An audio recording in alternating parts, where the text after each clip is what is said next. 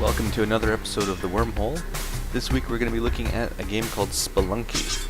It's an indie platformer. It's been released on Steam about a month ago. It was a port from the other consoles, so it's already been around a little while. It's published by a publisher called Mossmouth. Don't recognize the name, but this game has been getting all kinds of awards and things. So we're going to take a quick look at this here and see what it's all about.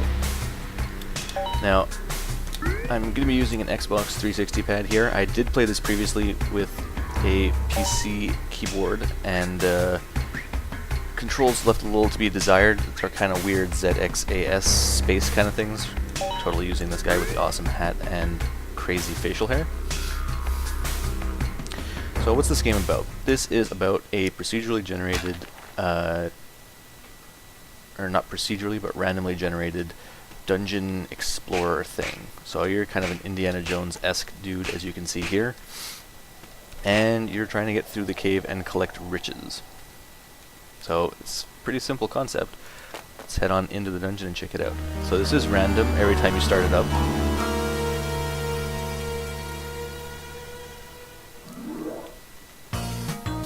So welcome to the first floor of Spelunky. So you can pick up and kind of carry some objects around here, toss them. This thing I'm standing on is a trap. Ow. Kind of expected that to not instantly hit me, but sure. So you can kind of jump and climb up stuff. From my experience, spiders are awful. So what's the point? Well, it's mostly a score attack kind of game. You're mostly looking to try and get a bunch of points. You also do get bonus points if you bring the damsel to the end of each level. And there's also an idol that you can bring. Now you do take damage if you fall, but you have a couple tools to help you out. So you can drop little bombs. I'll go into the bomb. Makes it easier to kind of get up and down a little bit. You also have ropes you can drop. Now you're probably noticing that in the walls, like right over my head here, there is little like gold hidden in there. You can actually explode that and get the gold out. This is gonna suck. Wait here. Now I'm not sure why, but the damsel does not like to wait around. She'll actually run off on her own and get herself killed a lot.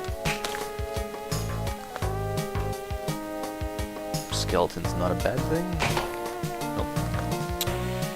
So, being that everything's randomly generated, you can't really play it and get kind of assuming that you know how things will work. The main controls are pretty simple. On the Xbox pad, you have the right trigger is the sprint, like so. You've got X is throw and whip. A is jump. Y is your grappling hooks, like that, so you can kind of climb up and easily get around to things. And B is your bombs, like so. You can also just press down and throw them to not explode everyone in the face, like that. Journal entries. It does have little journal entries. They're not super interesting for the most part, but there's sometimes a little, kind of got some humor to it. So there's the exit. That's where I need to get this damsel to. Wait here while I kill a spider. Ow. Now you have limited HP. Oh, I don't remember what this is. That happened last time right before I die. That's... I'm assuming I'm not going fast enough through this level or something. Yeah? How? So am I just screwed now? I don't really get how I'm supposed to get past him.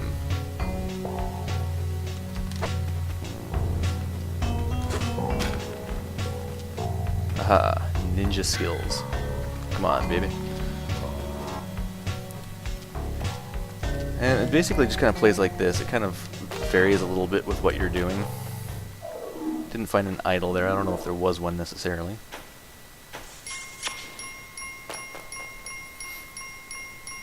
Now there are a number of speedruns as well through this game, and a lot of people are kind of going nuts over it.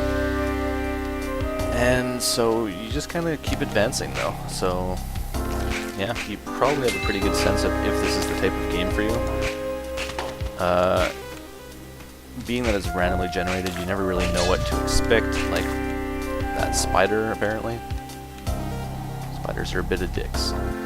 Why do I want to go up there? I don't want to go there, there's a trap. I feel like I should be able to kill this mouse. I can take the mouse. Sure, ooh, that would have been bad. That was bad anyway. There we go, I'm dead. So, it does not take very long for you to die sometimes in this, as you probably guessed. Let's take a quick second here. There's a couple interesting kind of options, nothing crazy, but you do have some neat stuff like damsel style. So, this is the default. You got kind of the macho manzel, pug, or random. Let's go with the puppy, because puppies. Oops. So that'll mean that all of the little damsels, like the one I just saved, will now be puppies. Really doesn't change anything at all other than that, but hey, whatever. It's a cool little touch that you can kind of mix it up. Ow. I also really need to pay more attention to what I'm doing. You can also take these little arrows. There's probably all kinds of little nuances to this game, and it very much advertises itself as kind of roguelike-esque. I would not really say this is at all a roguelike, but it has elements of roguelikes, especially with the permadeath, but that's, in my mind, not really enough to necessarily make it part of that genre. But it's definitely an interesting concept. You can kind of get a lot of little basic stuff down. The platforming, whoops, takes platforming takes a little bit of getting used to, and you tend to accidentally make useful paths, I've found.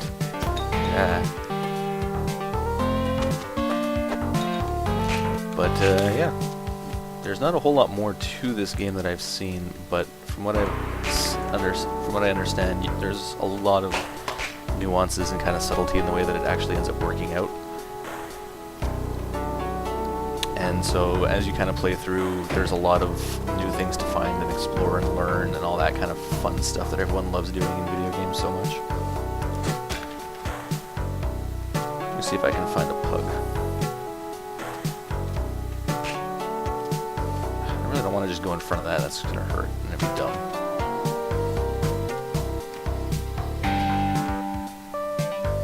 Yeah. Okay, well for the sake of at least getting forward and God damn it, spider. As you can probably tell, I'm not very good at this game at the moment. I tend to die a lot. In fact, level 2 is the furthest I've ever been, which is incredibly sad. I hear snakes, I hate snakes. I'm assuming that's kind of like a random event. I haven't actually seen that happen before, but they're out. And that's it for me.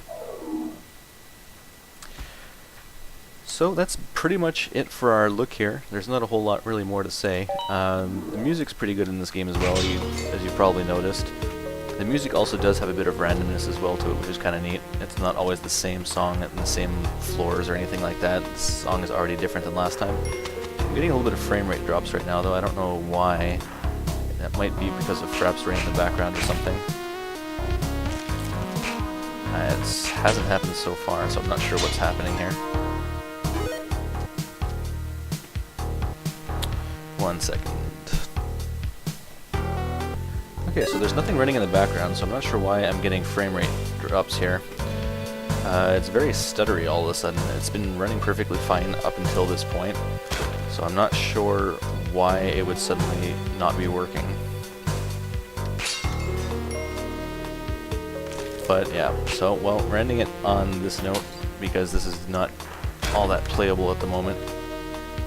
Hard to dodge traps when it's staggering like this. But yeah, there's our look at the game. Right now you can pick it up on Steam for $15. It has been on sale previously, and so you'll probably see it go on sale again at one point if you're too cheap to pick it up for full price. But it's so far kind of an interesting game. Reminds me a lot of kind of the Castlevania, Metroid type systems. A little bit of exploration, that kind of thing. A little bit more score oriented than that type of thing. There's no, like, you don't backtrack to the previous floors to find new things.